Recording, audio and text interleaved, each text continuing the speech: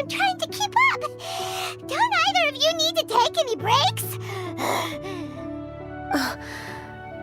I can't believe it. Cloud Retainer is not here. Huh? Did we miss her? She doesn't like to travel, so in the past, it's always been the other Adepti who come to visit her during the festivals. Somehow Paimon doubts that anything could cause serious trouble for her. True. Now that I think about it, Cloud Retainer would be quite capable of taking care of anything on her own. There's no need to worry about her. Since she's not here, I guess the next step is to check all the other Adepti abodes, one by one. Uh-oh. Will it involve a lot more traveling? Got it! Paimon has a great idea! Please go on, Paimon. Our goal here is to find the Adeptus that helped Dvorak's ancestor, right? We can't hear any music right now, but if she's really as nice as the story suggests, she'd definitely come to help anyone who was drowning, right? Yes, I think that's fair to say. So, all we have to do is get the Traveler to pretend to fall into the water, and the Adeptus will come to the rescue! You know perfectly well that Paimon can't swim! Paimon would sink like a rock! Just trust Paimon! The water's pretty deep over there! Quick, swim to the very center! Help! Help! Someone's drowning! If only there was a kind-hearted Adeptus here to save us! Oh no! Whatever will a Paimon do? What is going on?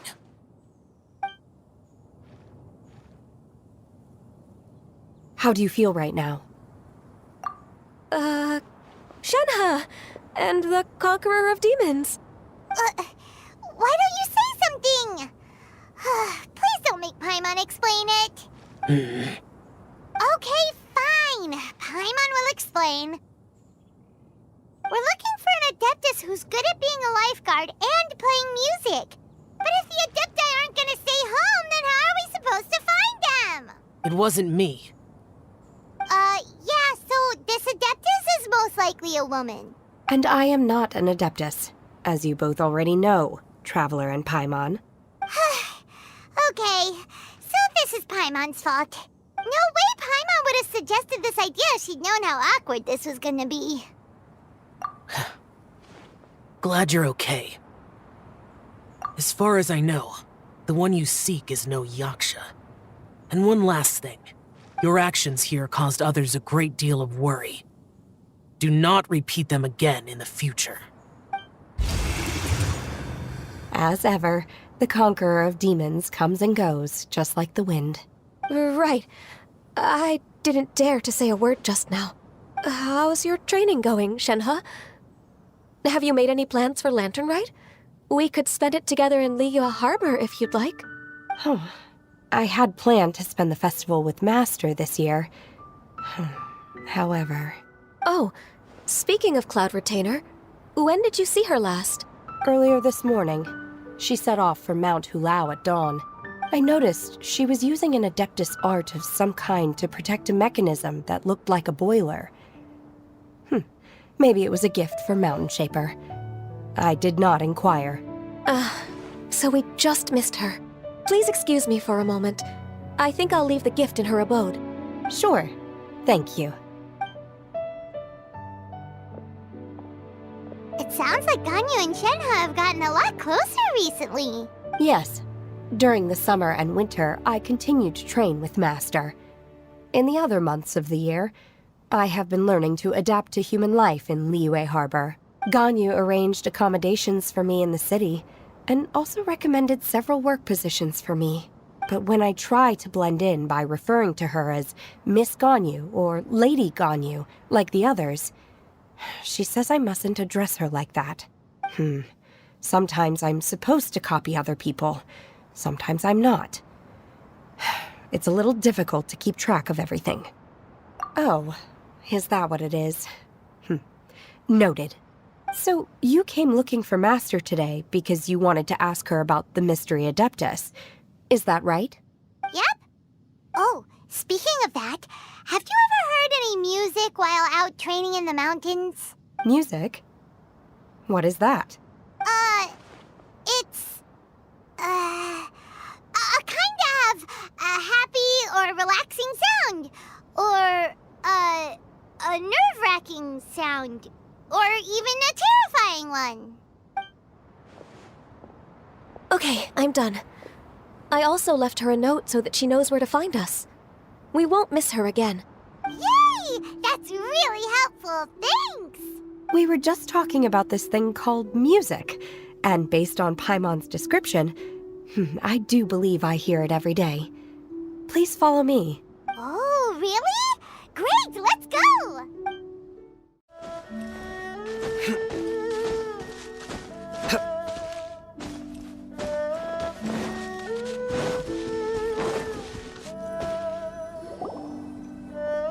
This is the place.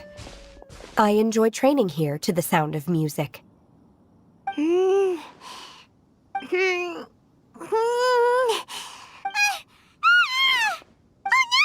Paimon's gone deaf! Paimon can't hear anything! Oh, whew! Paimon hasn't gone deaf after all! Paimon heard you when you just spoke. Anyway, where is this music? The faint sound of birdsong, the quiet murmur of the streams. These are relaxing sounds. Are they not the music of which you speak? Oh, Paimon wasn't quite done with the description. Okay, fine, it's all Paimon's fault. What we're looking for are not the sounds of nature, but melodies played on special instruments. Oh. And a melody is?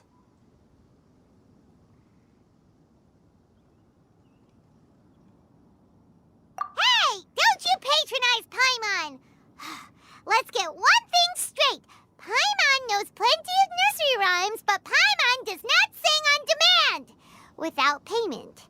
Hey, why don't you just sing that one melody Shen has heard before? It'll probably help her to understand what we're talking about.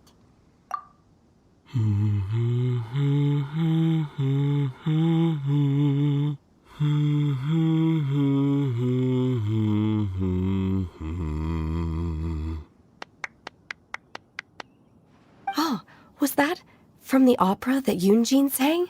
That was a melody, and melodies can be called music. It felt like I was transported back to the past. In my mind's eye, I could see the Zhao lanterns lighting up the night sky again.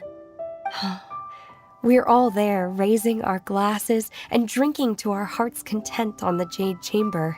As I watched Yunjin's performance, I felt a warm sensation in my heart. And as the drink reached my stomach, it went from warm to hot. When you hummed that melody just now, feelings from a whole year ago came right back to me, as strong as they were on that day. So that's the power of music. Wow, Shenhe. That was so deep! Music definitely has the power to bring up memories. It's like a time capsule with all the special moments from our lives squished inside. What about you, Ganyu? Are there any melodies that have left a deep impression on you? I don't remember if my parents ever sang any lullabies to me. I know some local folk songs. And a few other things come to mind, too. The songs of the sailors down at the docks. The little ditties that the vendors call out in front of their beloved shops. The tunes of folk artists performing on the streets. Yes, that's right. In the past, whenever I heard the sound of those tunes, I always felt that they were worlds apart from me. Nenny and Liyue probably view me as a non-human. And they are right, in the sense that I never could connect with humans' artistic expression and their sentiments. So I haven't been able to integrate into their community and be a part of their lives. At least, that's the view I held in the past. Only more recently did I start to realize that the only barriers are ones that I have erected with my imagination. The way those melodies make me feel isn't all that different from other people after all. They're about mundane details of everyday existence. Life's ups and downs, joys and sorrows. Even though we come from different backgrounds and have different stories to tell, when it comes down to the most common things that we see and experience around us each day in the city, in that sense, we're all the same. You go, Ganyu! You're really making progress. You have loads of friends in Liyue Harbor when you think about it. Okay, maybe some are more like coworkers and bosses, but at the very least, Kuching and Shenna are your friends now, right? Yes, I am. Technically speaking, we should refer to each other by the conventional forms of address used among fellow disciples. But now that I know what constitutes a friendship, I do believe we are more friends than co-disciples. Thank you, everyone. Once the days are warmer, I would like to host you at my home in the city. Please invite Kuching as well. I've planted many types of flowers. I'm sure some of them will be to your taste. You are too kind. I couldn't possibly. Nonsense. You are my friend. I have cultivated and cared for the flowers just as you taught me. Once you've seen them for yourself, I am sure you can advise me how to do an even better job next time. I will save some for decoration. We can feast on the rest. Then, thank you in advance. Wait, what is that saying again? If you insist? Do people say that? I'm not completely sure either. It doesn't matter, okay? You got the point across. No need to split hairs. Paimon's more concerned about your idea of a girls' night out. Eating flowers? Really? Does this have anything to do with you both being the disciples of that illuminated bird? Who dares refer to one not by one's Adeptus title, but merely as that illuminated bird? Master. Our greetings, Cloud Retainer. Ah! There it is! The illuminated bird has landed! Double humph. Now she has the gall to use it rather than she, even after being chastised once already? Barely a moment has passed since we last met, and yet your impertinence has reached new heights. Very well. If you refuse to learn your lesson, one shall scold you no further. One has received your message from Ganyu. On the matter of the Adeptus you seek, one suspects to know their identity. Well, shall one lead the way? I still have to complete my training for today, so I will bid farewell to everyone here. Very well. Await my arrival at one's abode later this night. On this special occasion, you should indulge yourself with some savory dishes. If you want to release a Shao Lantern, come and find us anytime. Thank you, everyone. Happy Lantern Rite to you too.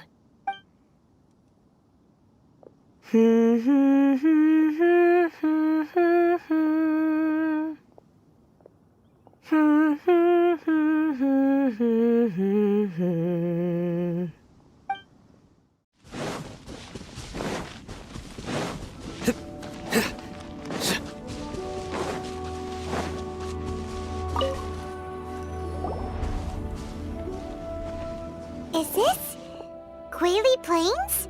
Cloud Retainer, why did you bring us here? Ganyu is of course familiar with the name Guizhong, but have you ever heard of her? Guizhong is another name of Agentis, the god of dust. She was extroverted in nature and adored social gatherings and inventions alike. Long ago, this region was yet a prosperous assembly. Guizhong often invited her friends to visit her home, reserving for us seats around the largest stone table. Seagazer would always bring out his latest treasure and place it upon the table. He could be quite the braggart. Though usually a mild-mannered fellow, when it came to those collectibles he was so fond of, he always loved to show them off. Paimon remembers that name. So that's what Seagazer was like. He was an old friend and a former rival. One has many memories of him. Once he had brought out the treasure, it would predictably become the center of attention. Neither Guizhong nor one was content to let him just steal the spotlight. So we would then also present our proudest mechanical creations.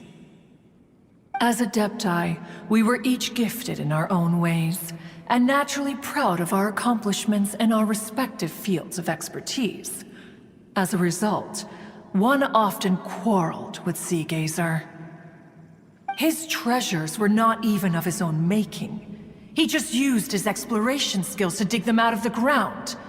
How, pray tell, could he compare to me, when every single one of one's accomplishments were crafted by one's own hand? Cloud Retainer, you are getting competitive again. One digresses. Regardless, every time an argument occurred, Guizhong would come over to watch us during our mutual lambastics. On some occasions, she would join in, and on others, she'd take one of us by the limb and start uttering the most ridiculous nonsense. What kind of nonsense? No kind of nonsense were we spared. Sometimes she would brazenly opine, why argue between yourselves when neither of you could ever hope to beat me? Other times, she would make unsolicited suggestions, such as, once you two are done arguing, let's go to the foot of the mountain and grill some meat.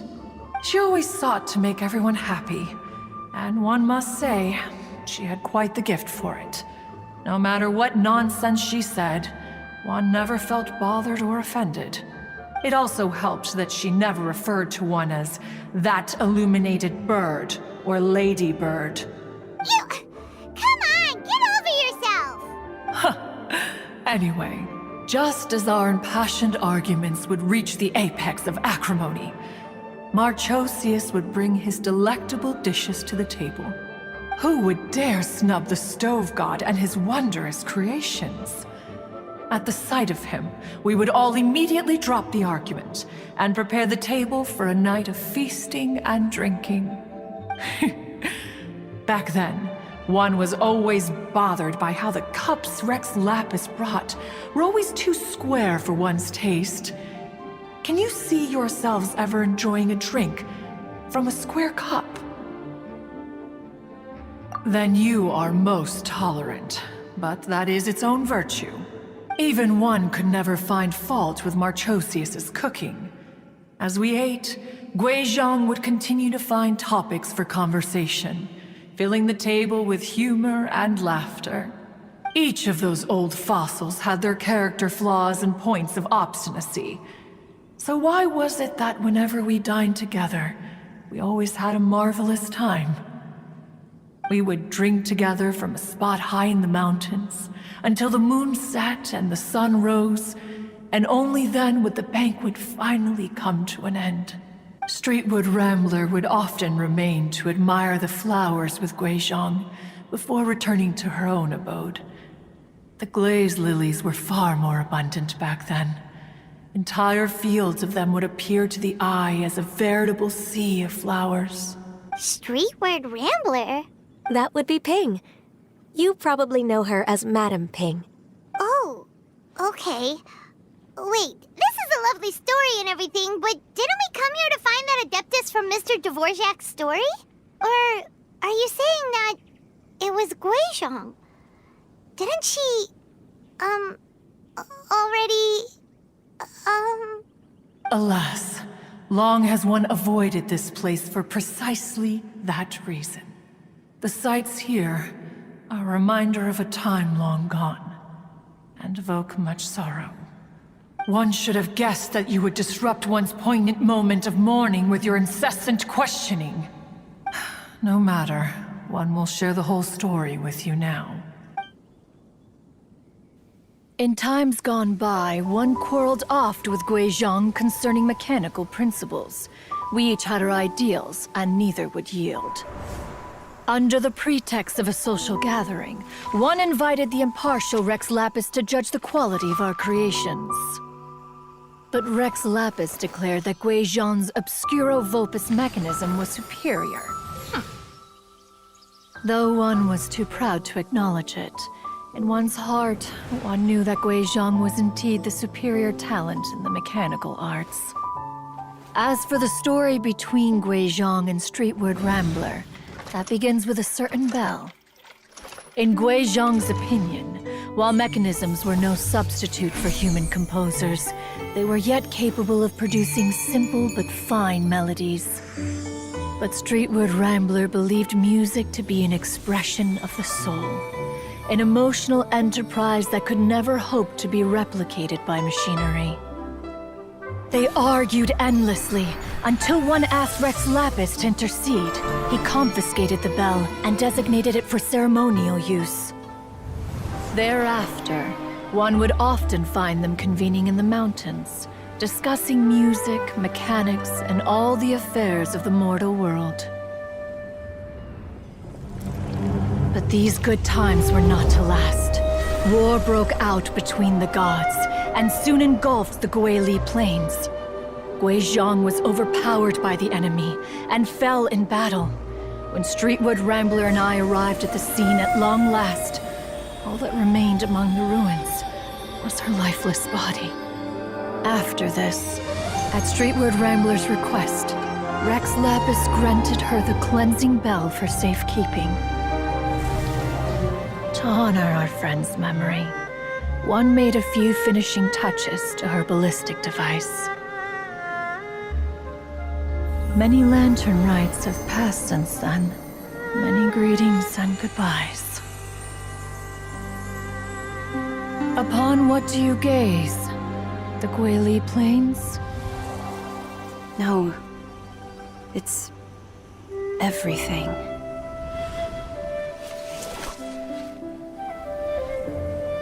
We think of human life as like a lantern that's lit one minute and extinguished the next.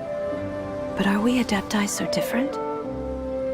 Perhaps as dust settles after a storm, we too must one day return to the world below. One has always been austere and private by nature, and has never relished socializing. One's dealings with Gui Zhang were born out of discussions on the discipline of mechanics. What? You have loads of friends, and you seem pretty chatty. Just because one is not ignorant of social graces does not mean one is fond of them. One is perfectly capable of partaking in conversation despite being introverted. But in the end, one is nothing like Streetward Rambler. She is dauntless but thoughtful, not to mention eloquent and wise. Moreover, her friendship with Gui Zhang was far greater than one's own. Back when they were rivals, they would often compete against one another in the realm of musical composition. That cleansing bell was one of Gui Zhang's proudest works, having the ability to both compose and perform. Wait, that's weird. Didn't Madame Ping say she pestered an old friend for that bell? And she also said something about being a vain beauty when she was young or something. Streetward Rambler, a vain beauty. My foot. That bell has a sad history. Clearly, she refrained from sharing with you the truth of its origins, since the right time had not yet come. As for her old friend, who else could it be? As soon as Streetward Rambler heard that a certain Zhang Li wished to borrow the bell, she realized that the man was none other than Rex Lapis, and that he had made an enormous decision. After all, we all have known each other for several millennia. Some things between us are implicitly understood. Whoa! So they were talking in secret code? Oh, Paimon did not see that one coming. Enough of your intrusions. Where was one up to?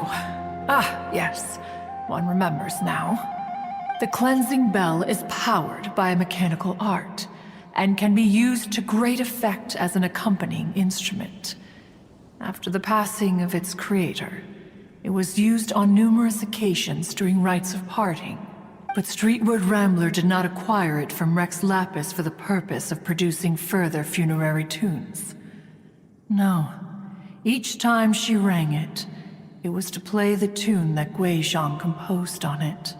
The two once clashed over their beliefs about the meaning of music. Who would have thought that with Gui Zhang's passing and Streetward Rambler's mourning, two tunes composed in discord would eventually become one harmonious composition.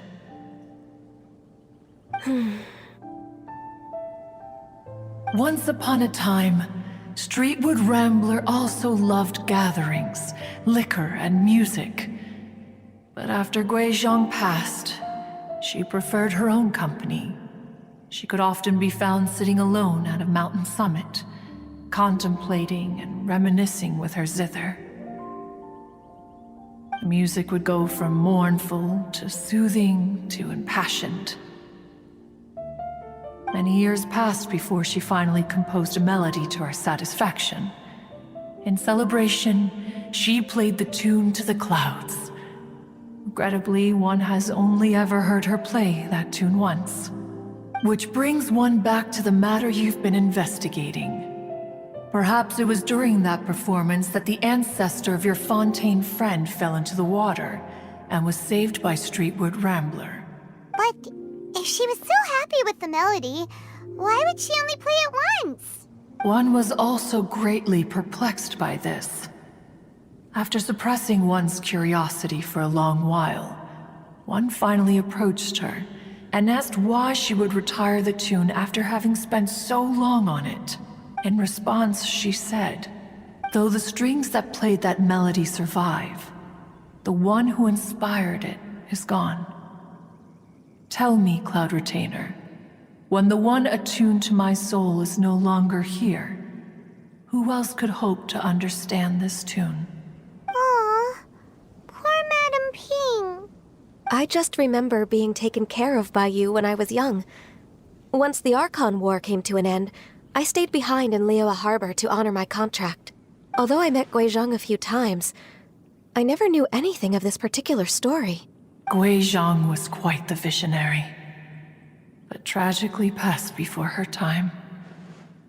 Her manuscripts still lie unfinished in the realm of clouds.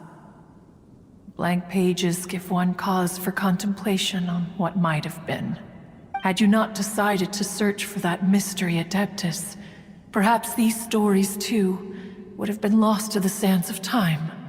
As of now, you know the truth. That the Adeptus who rescued the drowning man was none other than Streetwood Rambler. Do you intend to discuss this with her? Do you mean Ping might find the topic too distressing? Precisely. The passing of our old friend is a heavy topic that both of us are usually careful to avoid. If I may be so bold, Cloud Retainer, could it be that this is just your own personal opinion? Oh? How so? I've been in Liyue Harbor for quite a long time now, and I've witnessed many farewells along the way, so I too am well acquainted with the pain of the passing of a loved one. But this doesn't bring the city or its people to a standstill. They have to keep moving forward. Someone as perceptive and wise as Ping will surely have come to understand and embrace this. Though these immortal mountains have lost an Adeptus, the harbor of mortals has gained a wise elder. No loss can ever be undone, but there is always much that can still be gained. Ping has helped countless people, and will guide many others in the years to come, and all to whom she extends a helping hand become her friends. People she can admire flowers and discuss music with. Though it is heartbreaking to lose a kindred spirit, life goes on, because there are new friends waiting for you further down the road. We even asked Madame Ping what she thought about adding a music festival to this year's Lantern Rite. When we get back, why don't we just ask her if she'd like to perform? Maybe we can even get her up on stage. You youngsters and your imaginations. Why don't you come with us? It's been a long time since you last spoke with Ping, and Liyue Harbor is always decorated so beautifully during the festival period. Is not every Lantern Rite the same in this regard? Were there ever anything new to discuss? One in Ping could meet any day of the year. I disagree. Each new day and each new year is different from those that have come before. How long will you simply let them pass you by? The edibles she brought this time were indeed quite delectable. Very well. Then one will be off. If the other old fossils have sneaked away into the city to amuse themselves, one shall soon find out. All right. We should be getting back to the harbor as well. We don't want to keep her waiting. Once the Guili Assembly, now the Guili Plains. Say, if we planted flowers there and cared for them carefully enough, do you think that one day we'd be able to recreate the Sea of Glaze Lilies? Allow one to take back one's praise from a moment prior. You are still far too given to flights of fancy, child. What? Cloud Retainer? You were still listening? One observed that you were making no effort to leave, and returned to chasten and hasten you. This time, one is departing in earnest.